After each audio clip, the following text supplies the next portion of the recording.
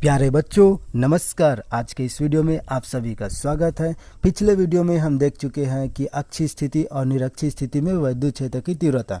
आज हम देखने वाले हैं कि एक समान विद्युत क्षेत्र में रखे विद्युत द्विध्रुव पर बल युग्म। ओके, तो इसके लिए हम पहले क्या बना लेते हैं, डायग्राम बनाते हैं। तो डायग्राम कैसे बनता है, देखिए ये एक समान विद्युत क्षेत्र ई,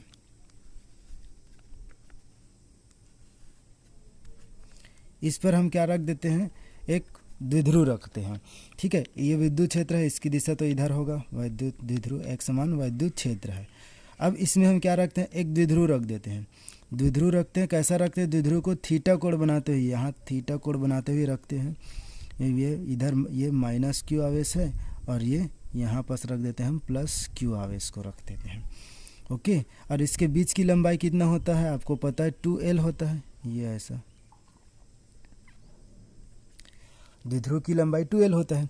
अब देखिए हमें आपको पता है, जब हम आपको विद्युत क्षेत्र की डेफिनेशन बताते हैं विद्युत क्षेत्र की, तो इस पर लगने वाले बल कैसे निकालते हैं कि Q आवेश पर F बल लगते हैं, तो एकांक आवेश पर क्या होता है, F/Q बल लगते हैं। इसी को हम क्या बोलते हैं, विद्युत क्षेत्र की तीव्रता बोलते हैं। तो इस पर लगने वाले बल अगर निकालेंगे तो क्या हो जाएगा, बल F बराबर निकालेंगे तो Q × E हो जाएगा। ओके, तो ये हो गया Q × E, राइट। तो देखो, तो इस पर यहाँ पास बल क्या हो जाएगा, तो यहाँ पास प्लस Q आवेश के कारण इधर बल लग जाएगा, तो यहाँ क्या हो जाएगा, Q × E ई होगा। ऐसा वेक्टर का मतलब ये है दिशा बता रहा है, डायरेक्शन। ई वेक्टर, ये वेक्टर डायरेक्शन को, तो इधर लगने वाला बल इधर बल लग जाएगा, तो क्या होगा, इसकी दिशा कि Q E वेक्टर, तो ये प्लस क्यू रहेगा और ये माइनस क्यू हो जाएगा, तो इसकी दिशा माइनस हो जाएगा इधर, राइट। ये प्लस, ये समझाने के लिए था आपको। ओके, तो ये क्यू ई, तो इसकी दिशा इधर प्लस क्यू आवेश इधर विद्युत क्षेत्र की दिशा में, और इसकी दिशा विद्युत क्षेत्र के दिशा के विपरीत हो जाएगा। ओके, तो जैसे अब थ्योरी लिखना है तो क्या लिखोगे, माना AB एक विद्युत द्विध्रुव है, ए भी एक विद्युत द्विध्रुव है जो कि प्लस क्यू और माइनस क्यू आवेश से मिलकर बना है, जिसके बीच की अल्प दूरी 2L है। माना एक समान विद्युत द्विध्रुव में, माना इसे एक समान विद्युत क्षेत्र ई में थीटा कोण बनाते हुए रखा गया है। ओके, थीटा कोण बनाते हुए रखा गया है। ठीक है, तब विद्युत क्षेत्र, ओके, तब विद्युत क्षेत्र के कारण, विद्युत क्षेत्र ई के कारण प्लस क्यू आवेश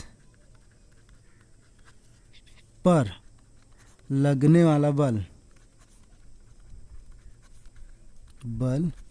क्यू ई वेक्टर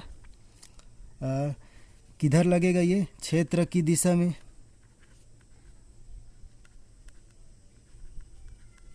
क्षेत्र की दिशा मतलब विद्युत क्षेत्र की दिशा में, तथा माइनस क्यू आवेश पर लगने वाला बल, तो इसका बल क्या हो जाएगा, माइनस क्यू ई क्षेत्र के विपरीत, क्षेत्र के विपरीत दिशा में ये होता है। ये दोनों बल क्या होता है, परिमाण में तो बराबर हैं, ये दोनों बल परिमाण में बराबर है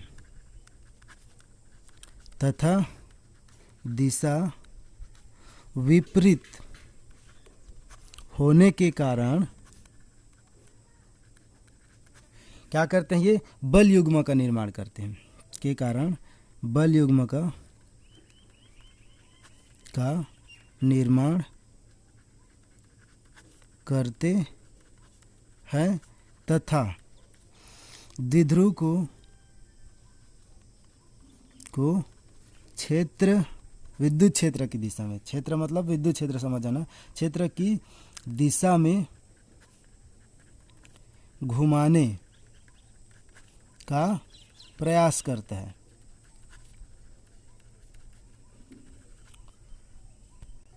अर्थात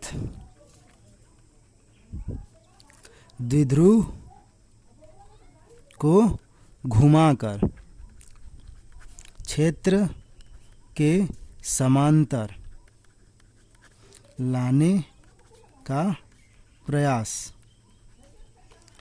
करता है। इसे प्रत्यानयन बल युग्म कहते हैं। तो इसे क्या बोलते हैं, प्रत्यानयन बल युग्म कहते हैं। इस प्रत्यानयन बल युग्म का आघूर्ण, ठीक है, तो इस प्रत्यानयन बल युग्म का आघूर्ण, तो अतः इस प्रत्यानयन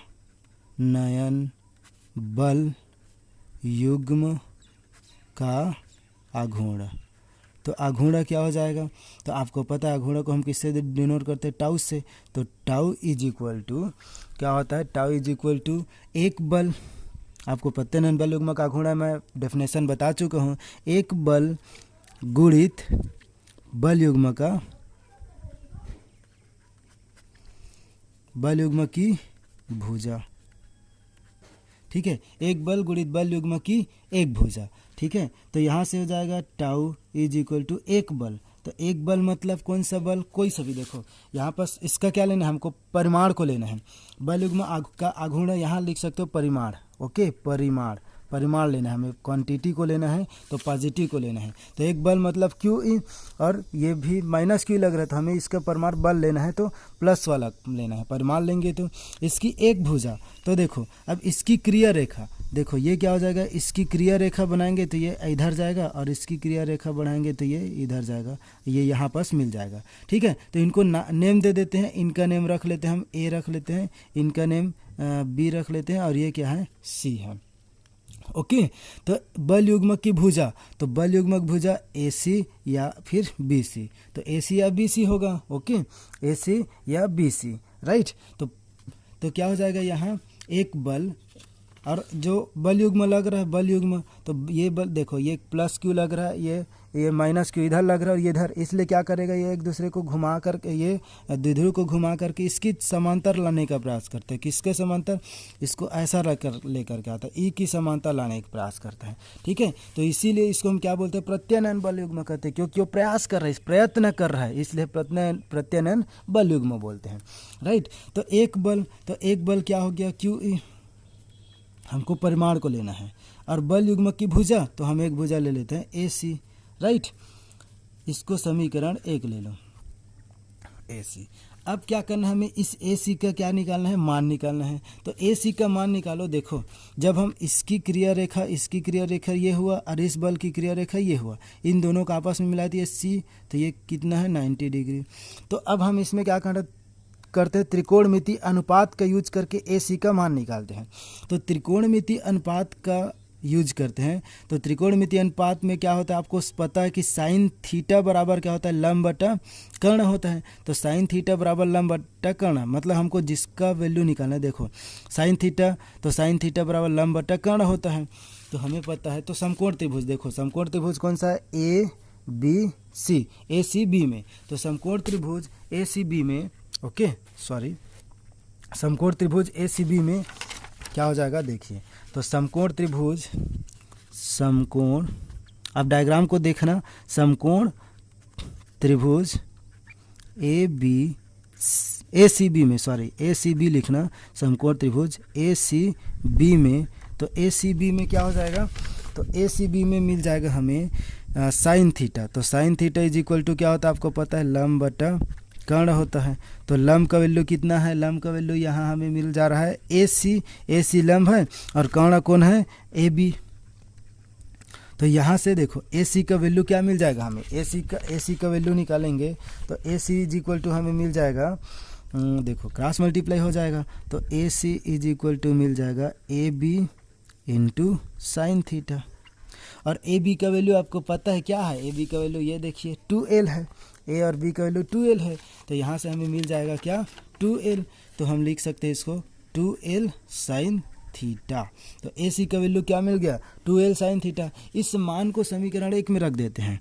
तो ए सी के मान को समीकरण 1 में रखने पर,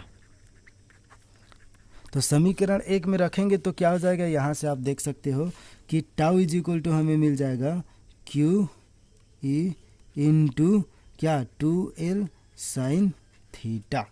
2l साइन थीटा मीन्स हम इसको लिखेंगे तो क्या हो जाएगा 2ql ई साइन थीटा। इसको हम समीकरण 2 ले लेते हैं।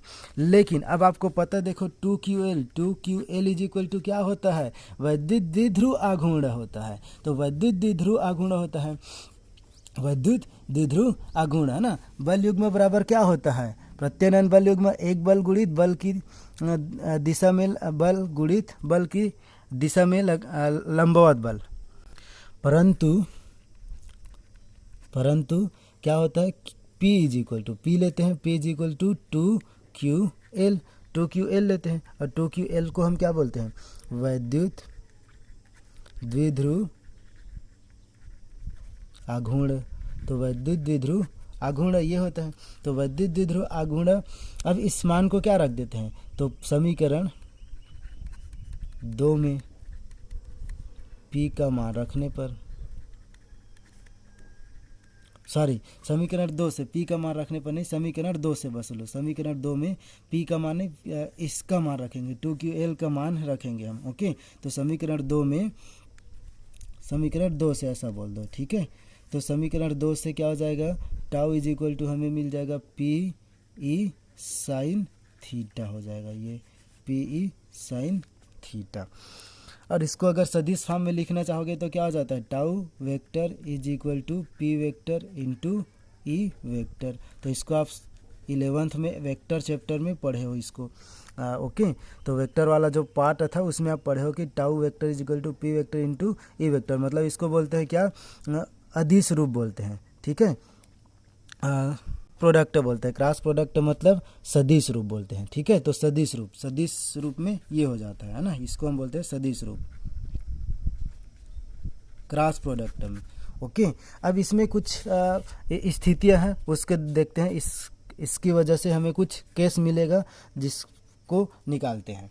ओके, तो केस क्या क्या बन सकता है, देखो जो थीटा है, थीटा कोण बन रहा है यहाँ, तो थीटा का मान क्या क्या हो सकता है, तो थीटा का मान क्या क्या रखने पर क्या क्या कंडीशन बनेगा उसको देखते हैं। तो विशेष स्थिति, देखो विशेष स्थिति,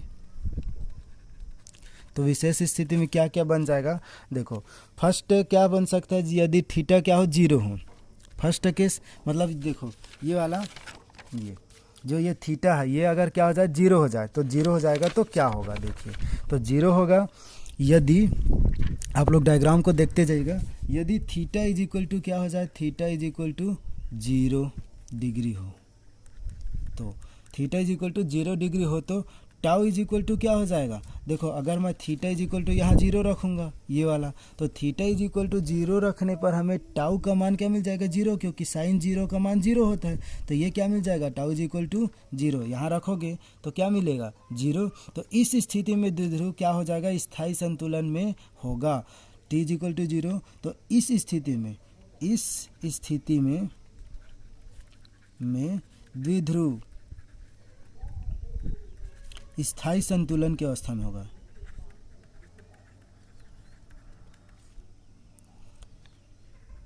की अवस्था में होगा।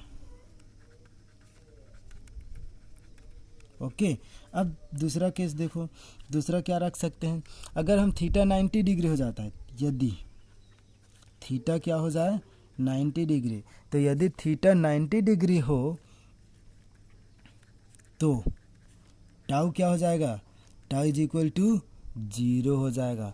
इस स्थिति में द्विध्रुव अस्थायी संतुलन क्या होगा, इस स्थिति में द्विध्रुव पर लगने वाला बल का आघूर्ण क्या होगा, अधिकतम होगा। तो इस पर जो बल मतलब क्या हो जाएगा, जो क्षेत्र की दिशा है, क्षेत्र की दिशा ऐसा है, अब पूरा का पूरा ऐसा लग जाएगा, तो इस पर जो ऐसे बल लगेगा और ये इधर बल लगेगा, तो ये वाला जो बल क्या हो जाएगा, अधिकतम होगा। तो इस पर लगने वाला बल युग्म क्या हो जाएगा, अधिकतम हो जाएगा। तो जब कोण क्या होगा 90 डिग्री होगा तो इस पर बल क्या होगा, अधिकतम लगेगा। ठीक है, देखो ऐसा कम रहता है, ऐसा कम बल लगेगा, इसको क्षेत्र की समानता लाने में कम बल लगेगा। ठीक है, इतना ऐसा हो जाएगा, ऐसा रहेगा तो कम बल लगेगा, अब इतना रहेगा तो क्या होगा, अधिकतम बल लगेगा।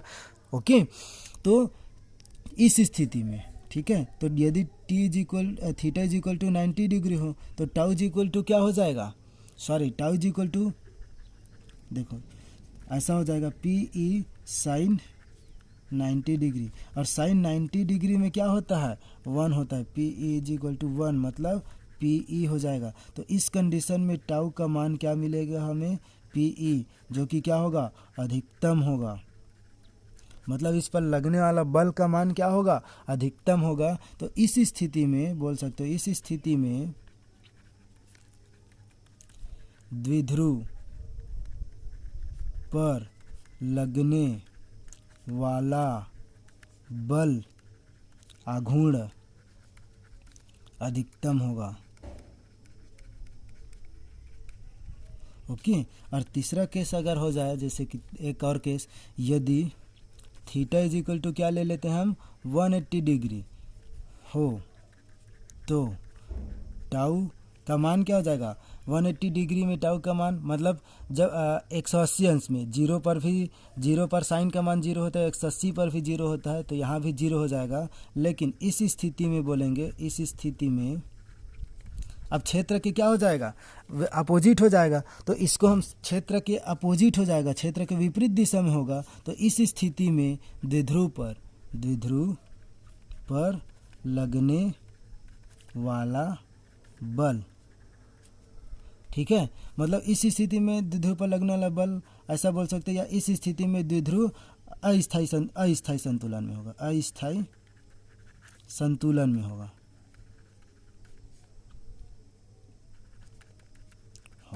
ओके, इस स्थिति में द्विध्रुव अस्थायी संतुलन में होगा। और यदि हम क्या ले, ई बराबर क्या ले, 1 लेते हैं, तथा साइन थीटा का मान भी अधिकतम क्या ले लेते हैं, 1 लेते हैं।